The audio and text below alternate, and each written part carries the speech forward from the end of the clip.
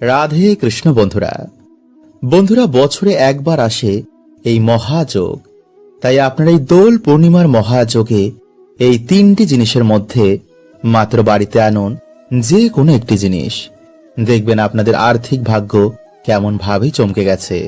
স্বয়ং ভগবান রাধা কৃষ্ণের কৃপায় আপনাদের সকল দুর্ভাগ্যের নাশ হয়ে যাবে। এই জিনিসগুলো বন্ধুরা সামান্য হলেও কিন্তু এই দিনে জিনিসগুলো কেনায় বাড়িতে সুখ শান্তি বৃদ্ধি পায়।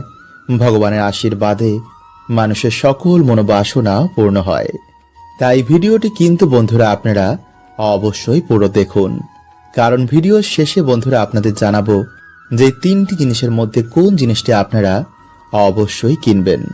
তাই ভক্তি মনে বন্ধুরা আপনারা ভিডিওটি একটি লাইক করে কমেন্টে হর হর মহাদেব ও জয় শ্রীকৃষ্ণ অবশ্যই লিখুন।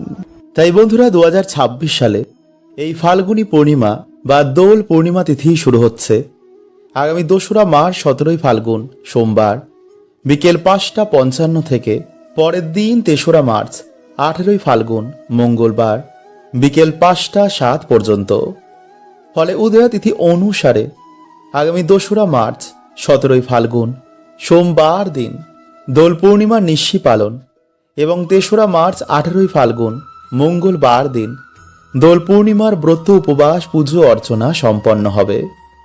এছাড়া বাড়িতে শ্রী শ্রী সত্য নারায়ণের পুজোর সব থেকে শুভ মুহূর্ত হচ্ছে আগামী 2রা মার্চ সন্ধেবেলায় এবং 3রা মার্চ সকালবেলায়।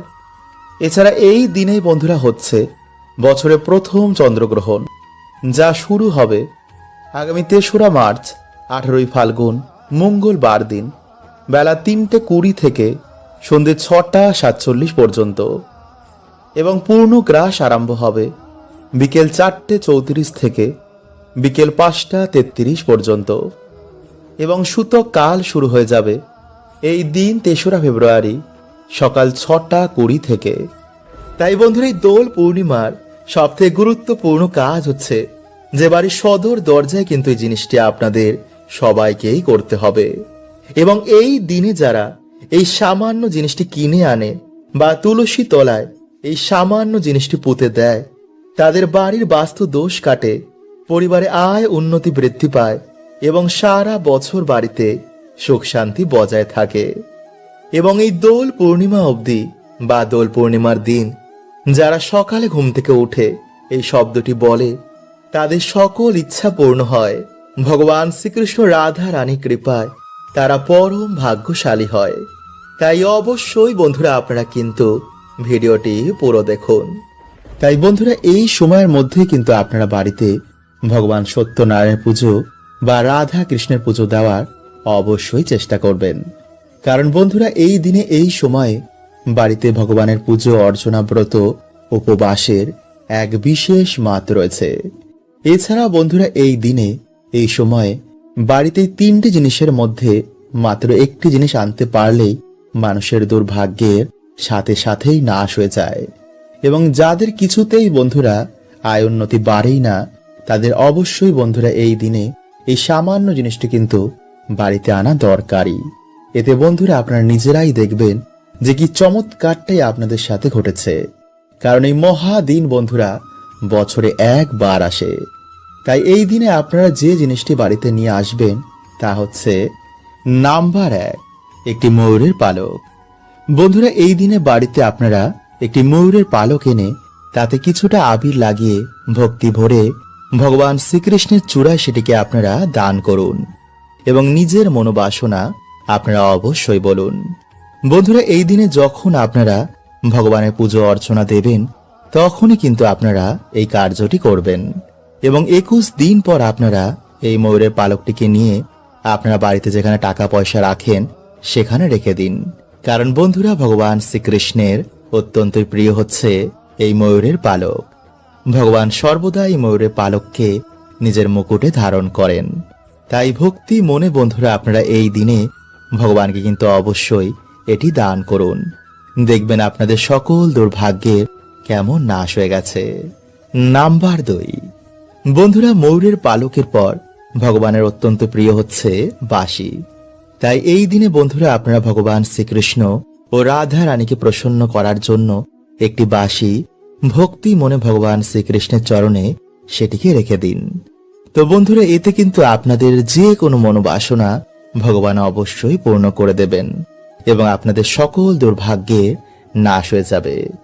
এবং যদি বন্ধুরা আপনাদের বাড়িতে কিছুতেই আর্থিক উন্নতি হয় না, সর্বদা দুর্ভাগ্য লেগেই রয়েছে, তো বন্ধুরা এই দিনে আপনার একটি বাঁশির মধ্যে একটি ময়ূরের পালক বেঁধে ভগবানের শ্রীচরণে সেটিকে রেখে দিন এবং পরের দিন আপনারা সেই বাঁশিটিকে আপনাদের যে শোয়ার ঘর রয়েছে সেখানে ঝুলিয়ে রাখুন।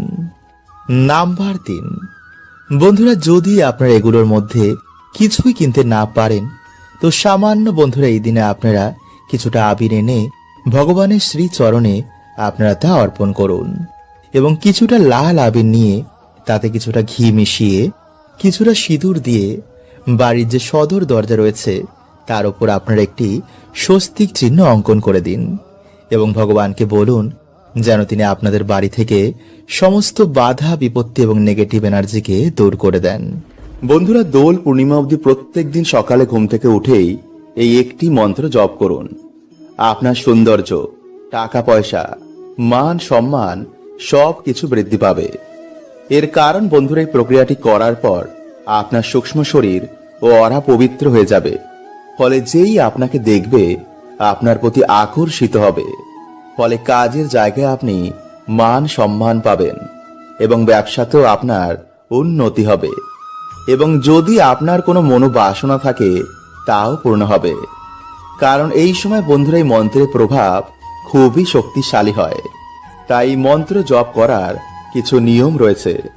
কিভাবে এই মন্ত্র জপ করবেন এবং এই সময় কেন এই মন্ত্র সব থেকে শক্তিশালী হয়, এই সব কিছু বন্ধুরা আমরা এই ভিডিওতে জানব। তাই চ্যানেলে বন্ধুরা নতুন হলে চ্যানেলটি সাবস্ক্রাইব করে পাশের বেল আইকনটি অল করে রাখুন আর কমেন্টে লিখুন হর হর মহাদেব ও জয় শ্রীকৃষ্ণ।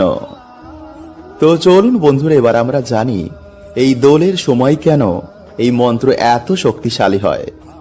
আসলে বন্ধুরা, ভগবান শ্রীকৃষ্ণের লীলা একমাত্র তিনিই জানেন। ভগবান শ্রীকৃষ্ণের বেশিরভাগ লীলাই বৃন্দাবনে হয় আর সেখানেই তিনি দোল উৎসবের প্রচলন করেন। আসলে ভগবান ছিলেন শ্যাম বর্ণের আর আমাদের রাধা রানী ছিলেন কাঞ্চন বর্ণের। তাই সমস্ত গোপীরা ভগবানকে কালো কালো বলে রাগাত। তাই একদিন ভগবান সবাইকে আবির রঙে রাঙিয়ে তোলে আর সেই দিন ছিল পূর্ণিমার দিন। সেই থেকেই বন্ধুরাই দোল পূর্ণিমার দিন সবাইকে আবির রঙে রাঙিয়ে তোলা হয়।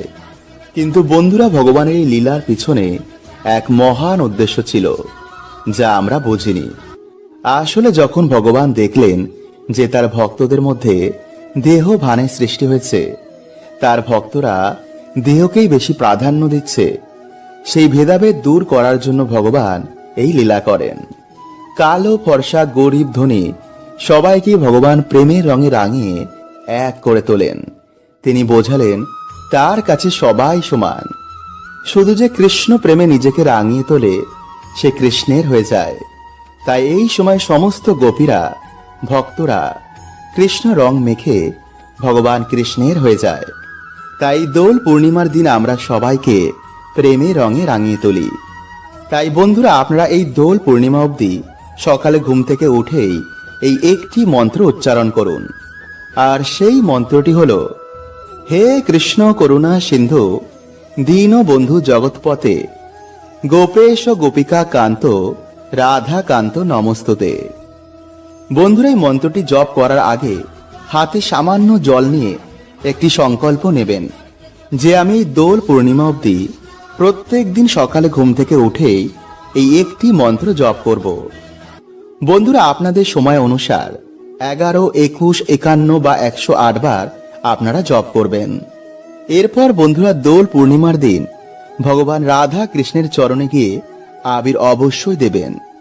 এতে আপনাদের সকল মনস্কামনা ভগবান পূর্ণ করবেন। বন্ধুরা, দোল পূর্ণিমার মধ্যে যদি আপনারা এই 7টি সংকেত পেয়ে থাকেন, তো ভগবান শ্রীকৃষ্ণ রাধা রানী কৃপায় আপনাদের ভালো সময় আসন্ন। হ্যাঁ বন্ধুরা, কারণ বন্ধুরা এই মহাযোগে বহু মানুষের কপাল খুলে যায়। তাই বন্ধুরা, এই দোল পূর্ণিমা থেকে যদি আপনারা এই সংকেতগুলো বারবার পেয়ে থাকেন, তো বন্ধুরা আপনার ওপর কিন্তু ভগবানের বিশেষ কৃপা হয়েছে। তাই সংকেতগুলো যদি আপনারা এর মধ্যে বারবার পান, তো ভগবানকে বলুন যেন আপনার মনের বাসনা তিনি তাড়াতাড়ি পূর্ণ করে দেন। আসলে বন্ধুরা, ভগবান আমাদের তাই দেন যেটাতে আমাদের ভালো হবে, কারণ তিনি অতীত ভবিষ্যৎ সব জানেন। বর্তমানে আমাদের যেটা ভালো লাগছে সেটা যে ভবিষ্যতেও আমাদের খুশি দেবে এমনটা কিন্তু নয়। আসলে আমরা ভগবানের কাছে একজন মানুষ হিসাবে চাই, আর ভগবান আমাদের আত্মার যাতে কল্যাণ হবে সেই হিসাবেই তিনি ফল দেন। তাই ভক্তদের জীবনে একটু বন্ধুরা দুঃখ এলেও ভগবান কিছু বিশেষ দিনে ভক্তদের বিভিন্ন সংকেতের মাধ্যমে তিনি এটি বুঝিয়ে দেন যে তিনি তার সাথেই রয়েছেন।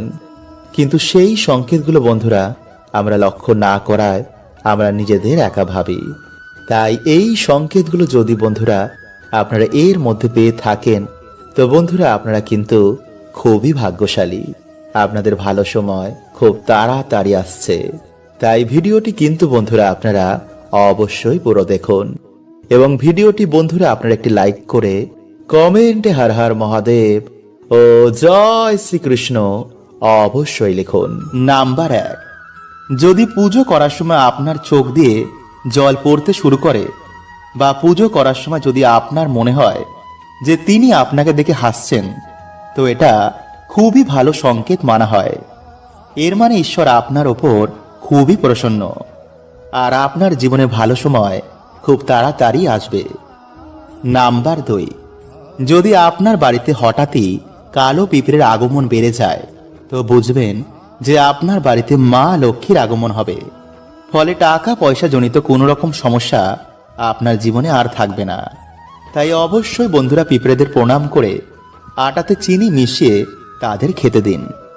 নাম্বার 3, যদি আপনার বাড়িতে বারবার কুকুর, বিড়াল, গরু, হনুমান এমন জীবেরা আসতে শুরু করে, বা যদি হনুমান এসে আপনার বাড়ি থেকে কোনো খাবার নিয়ে যায়, বা যদি গোমাতা এসে আপনার বাড়ির সামনে দাঁড়িয়ে পড়ে, বা যদি আপনার বাড়িতে কুকুর বিড়ালেরা বাচ্চা জন্ম দেয়, বা যদি চড়াই পাখি আপনার বাড়িতে বাসা বাঁধে, তো এটা খুবই ভালো সংকেত মানা হয়, কারণ আপনার বাড়িতে কোনো পজিটিভ এনার্জির বাস রয়েছে।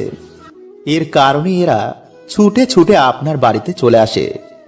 নাম্বার 4, যদি আপনার ঘুম ভোর 3টে থেকে 5টার মধ্যে ভেঙে যায়, তো ভাববেন আপনি খুবই ভাগ্যবান, কারণ ব্রহ্ম মুহূর্তে আপনার বাড়িতে কোনো দেব দেবীর আগমন হয়, আর তিনি এসে আপনাকে ঘুম থেকে তুলে দেন।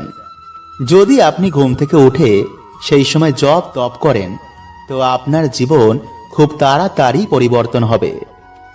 নাম্বার 5, যদি আপনার বাড়িতে হঠাৎই বাচ্চাদের আগমন বেড়ে যায়, বা যদি বাচ্চারা আপনাকে দেখেই একগাল হাসি দেয়, তাহলে ভাববেন আপনার সাথে ঈশ্বরের আশীর্বাদ রয়েছে, কারণ ছোট ছোট বাচ্চারা ঈশ্বরকে দেখতে পায়, তাই আপনার দিকে তাকিয়ে তারা একগাল হাসি দেয়। নাম্বার 6, যদি আপনার বাড়িতে একই জায়গায় 3টে টিকটিকি দেখতে পান, তো এটা খুবই শুভ মানা হয়।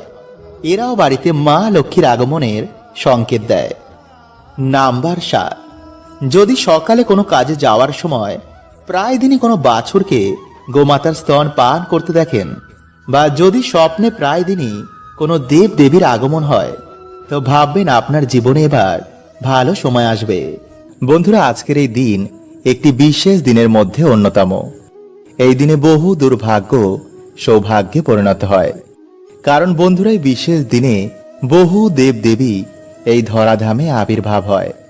তাই যদি বন্ধুরা আপনাদের মনের বাসনা এইভাবে ঈশ্বরকে জানাতে পারেন, তো ঈশ্বরের কৃপায় তা অবশ্যই পূর্ণ হবে।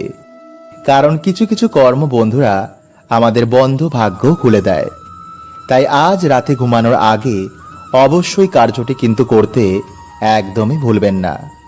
তো নমস্কার বন্ধুরা, আমি রাজু, আর আমাদের চ্যানেলে আপনাদের স্বাগত। তার আগে বন্ধুরা ভিডিওটি একটি লাইক করে কমেন্টে হর হর মহাদেব ও জয় শ্রীকৃষ্ণ অবশ্যই লিখুন। বন্ধুরা দেখবেন যে এমন কিছু দোষ আমাদের জীবনে লেগে যায় যা অনেক পুজো পাঠ করা সত্ত্বেও তা কিছুতেই দূর হয় না। আর এর কারণ অনেক কিছুই হতে পারে, যেমন দেবতাদের অভিশাপ বা নেগেটিভিটির সমস্যা, বা কারোর অভিশাপ আপনাদের পরিবারে লেগে গেছে। বন্ধুরা, এর মধ্যে দেবতাদের অভিশাপ সহজে কিন্তু যায় না। যেমন ধরুন, প্রাচীনকালে কোনো মন্দিরে আপনাদের কোনো পূর্বজ কোনো মানসিক করেছিলেন, বা আমাদের কোনো পূর্বজের কারণে সেই মন্দিরের কোনো ক্ষতি হয়ে যায়। আর এই কর্মের ফল বন্ধুরা আমাদের পুরো পরিবারকেই কিন্তু ভোগ করতে হতে পারে। যেমন দেখবেন কোনো পরিবারে কোনো উন্নতি হয় না, পরিবারে ছাড়াছাড়ি, সারাদিন বাড়িতে ঝামেলা, সন্তান হয় না, বিয়ে হয় না, মনে হয় বাড়িতে যেন কোনো প্রাণী নেই। এর মানে বন্ধুরা দেবতাদের কৃপা আপনাদের পরিবারের ওপর নেই। পরিবারে অকাল মৃত্যু, যাতেই হাত দেন তাতেই লস। তাই বন্ধুরা, যদি আপনারা এমন কিছু ভোগ করে থাকেন তো অবশ্যই আপনাদের এর উপাচার করা দরকার। কারণ বন্ধুরা, মানুষ শুধু এই ভৌতিক জিনিসকেই দেখতে পায়, এর পিছনের কি কারণ রয়েছে মানুষ অনুমানও করতে পারে না। তাই প্রাচীনকালে গুরুই আমাদের মার্গদর্শন করতেন, কিন্তু বর্তমানে বেশিরভাগ মানুষের যেহেতু কোনো গুরু নেই, ফলে মানুষ ধীরে ধীরে সমস্যায় জড়িয়ে তার জীবন নরক হয়ে ওঠে। তাই বন্ধুরা, আজকের এই ভিডিওতে আমরা জানব যে কিভাবে আপনি ঈশ্বরের কৃপা পেয়ে এই সমস্ত সমস্যা থেকে বাইরে বেরিয়ে আসবেন। বন্ধুরা, যেহেতু আমাদের জীবনে কোনো কর্ম দোষ লেগেছে, তাই ভক্তির সাথে আমাদের কিছু কর্ম অবশ্যই করা দরকার। যেমন দান ধর্ম। আমাদের শাস্ত্রে দানকে খুবই গুরুত্বপূর্ণ বলা হয়েছে, কারণ বন্ধুরাই কাজ করার মাধ্যমে আপনি তাদের আশীর্বাদ প্রাপ্ত করেন। ফলে জীবন থেকে অনেক দোষ, অভিশাপ, বাধা বিপত্তি এতে নাশ হয়ে যায়। যেমন পশু পাখিকে অন্নদান, কোনো গরিবকে বিভিন্নভাবে সাহায্য করা, তা পয়সার দিক থেকেই হোক বা বিদ্যার দিক থেকে। এতে কি হবে বন্ধুরা, আপনারা তাদের আশীর্বাদ পেয়ে আপনার বিকর্মের নাশ হবে। ফলে আপনারা ঈশ্বরের কৃপা প্রাপ্ত করবেন। নাম্বার 2, সেবা। বন্ধুরা, যত মহান মহান ভক্তদের জীবনী পড়বেন, তারা ঈশ্বর নয়তো মানুষের অবশ্যই সেবা করতেন। যদি আপনি কর্মযোগ পালন করতে চান তো মা বাবা, পশু পাখি বা বিভিন্ন মানুষের অবশ্যই সেবা করুন। আর যদি আপনি ভক্তিযোগ পালন করতে চান তো মন প্রাণ দিয়ে শুধু ঈশ্বরের ভক্তি করুন। এত ঈশ্বরকে স্মরণ করুন যাতে ঈশ্বর আপনার প্রার্থনা শুনতে বাধ্য হয়ে যান। তো চলুন বন্ধুরা, এবার আমরা জেনে নিই যে আজ রাতে আপনারা কোন প্রক্রিয়াটি করবেন। বন্ধুরা, আজ ভগবান শ্রীকৃষ্ণের আশীর্বাদ প্রাপ্ত করার জন্য সন্ধেবেলায় আপনারা পরিষ্কার জামা কাপড় পরে তুলসী মঞ্চে ভগবান শ্রীকৃষ্ণের নামে একটি প্রদীপ অর্পণ করুন। তারপর বাড়িতে আপনারা যেমন সন্ধে দেন তেমনই সন্ধ্যা দেবেন।